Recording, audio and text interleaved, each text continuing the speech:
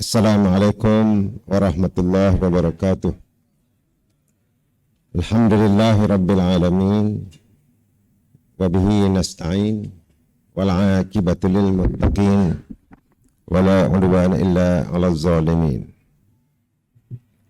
Terima kasih kepada pengacara majlis yang dihormati Yang Berhormat Dr. Azman bin Ibrahim, Ahli Majlis Mesyuarat Kerajaan Negeri,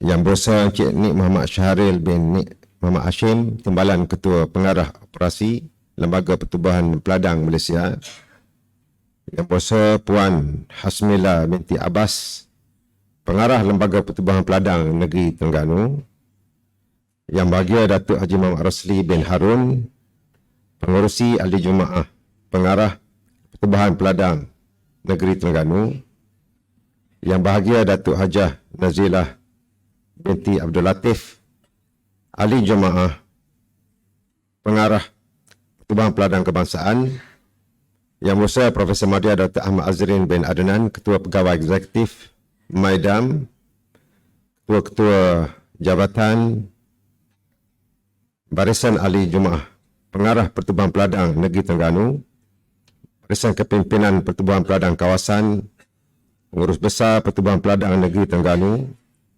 Pengurus-pengurus Besar Pertubuhan Peladang Kawasan, para perwakilan dan rakan-rakan media, tuan-tuan, puan-puan yang dihormati sekalian.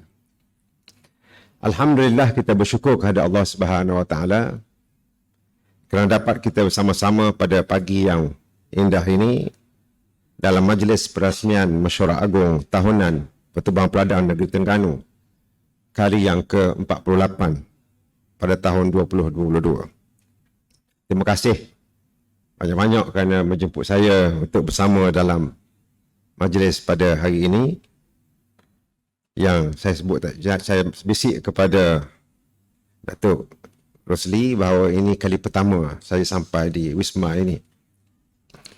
Para hadirin dan hadirat sekalian, sebagaimana yang sama-sama kita maklum bahawa para peladang, penternak dan nelayan di seluruh negara merupakan frontliners sektor agro makanan negara. Para peladang, penternak dan nelayan adalah merupakan wiratani yang sentiasa membantu kerajaan dan dalam masa yang sama membantu rakyat bagi memastikan bekalan makanan sentiasa cukup walau apa jua keadaan yang kita hadapi. Kedudukan Malaysia dalam Indeks Sekuriti Makanan Global atau Global Food Security Index pada tahun 2021 adalah pada ranking 39 daripada 113 negara. Di peringkat Asia Pasifik, Malaysia berada pada ranking yang ke-8. Manakala dalam kalangan negara Asia Tenggara, Malaysia berada pada kedudukan kedua selepas Singapura. Senang macam mana sekalipun, susah macam mana sekalipun, makan mesti nombor satu. Kena makan. Pandemik ke tak pandemik, makan tetap makan. Oleh kerana itu, mereka yang berada di medan seperti tuan-tuan sekalian adalah kelompok yang secara langsung sama-sama menyuap seluruh rakyat dalam negara kita ini. Meskipun secara keseluruhannya indeks kita dalam keadaan yang baik, namun hampir 60% bekalan makanan Malaysia adalah diimport, masih lagi. Lebih kurang 60%. Misalnya pada tahun 2020, kerajaan terpaksa berbelanja sehingga 55.4 bilion ringgit. Dan itulah nilai makanan yang diimport berbanding dengan 45.3 bilion ringgit pada tahun 2015. 2015 dulu 45.3 bilion.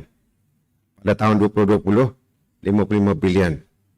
Memanglah daripada 15 sampai 20 itu peningkatan rakyat berlaku, peningkatan kadar keperluan bertambah dengan mendadak, menyebabkan hampir 60% bekalan makanan adalah diimport. Sekiranya berlaku krisis atau gangguan pada rantaian bekalan makanan, sudah pasti jaminan bekalan makanan Malaysia turut terjejas. Dan inilah senario yang berlaku pada waktu ini, terutama bekalan makanan kepada penduduk-penduduk di Eropah apabila berlaku perang antara Rusia dengan Ukraine. Muncullah orang kita ni tak makan gandum belah mana, makan nasi. Kalau kita ni kuat makan gandum macam orang di Eropah, boleh kita kata selok jugalah kita dalam keadaan berlaku krisis geopolitik di peringkat antarabangsa.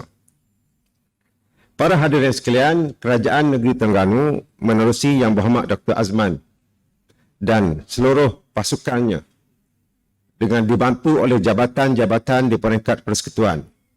Ada Datuk Zul senyum je hari ini.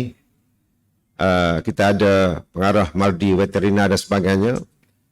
Sama-sama terlibat dalam menyediakan pelan strategik pertanian negeri Terengganu untuk tahun 2019 hingga 2023.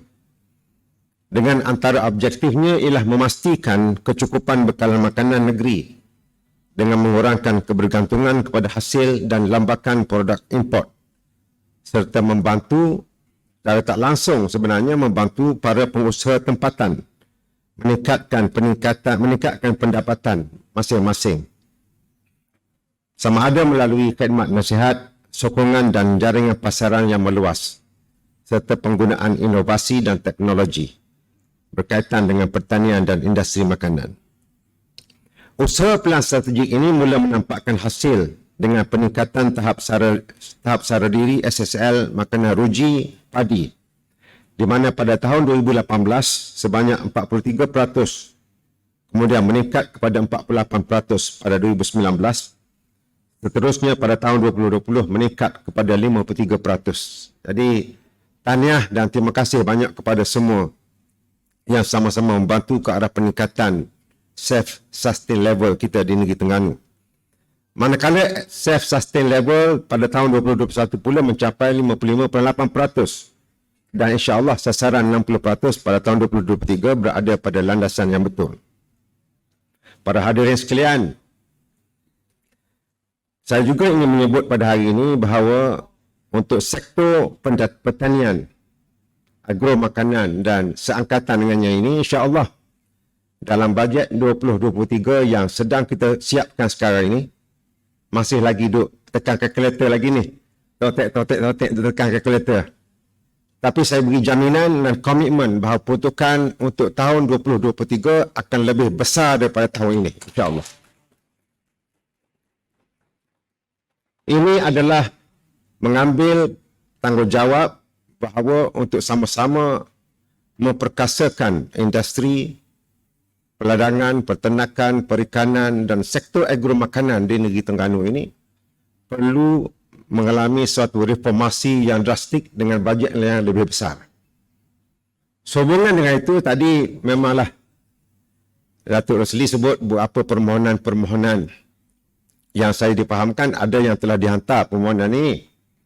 Cuma oleh kerana yang diminta itu berkait dengan penanaman yang tidak menjadi sasaran kepada kerajaan negeri seperti sawit dan sebagainya, maka boleh minta hak sebelah tu cuma kena ubahlah dari segi bentuk tanaman yang ingin ditanam. Oleh tanam sawit, tanam benda lain selain daripada hak sedia ada tu, tak apa, boleh teruskan yang tu. Dan hak sebelah tu kalau perlu bincang balik dengan Yang Berhormat Exco dan buat perubahan sedikit tentang bentuk tanaman yang ingin ditanam, insya-Allah kerajaan negeri tidak ada masalah untuk memberi kelulusan kepada permohonan tuan-tuan. Termasuklah permohonan yang disebut untuk setiap daerah tadi. Sebenarnya kita di Negeri Terengganu ini bernasib baik berbanding dengan negeri-negeri lain. Negeri lain kalau Perlis tu adalah tanah kecil, nak bagi lagi apa payah. Kalau Selangor tanah tu luas tapi orang terlalu ramai, tak ada tanah kosong dah. Tapi insya-Allah kita Terengganu ni masih ada lagi tanah-tanah yang boleh yang dikategorikan sebagai tanah untuk pertanian. Walaupun mungkin tanah-tanah ini ada ada dalam pelbagai kategori dalam rancangan Plan Malaysia, tapi kalau dipilih dicadangkan tanah-tanah yang sesuai, insya-Allah kita akan beri keutamaan kepada pertubuhan peladang. Saya doakan moga-moga insya-Allah lepas saya sebut ni buat siap kertas lalu dah hantar. Bincang dengan Dr. Azman. Memanglah tahun ini bukan tahun pemilihan di PPNT, tapi bukan tahun pemilihan pun memang kena buat kerja cepat jugalah insya-Allah kita. Modal tak lupa pula.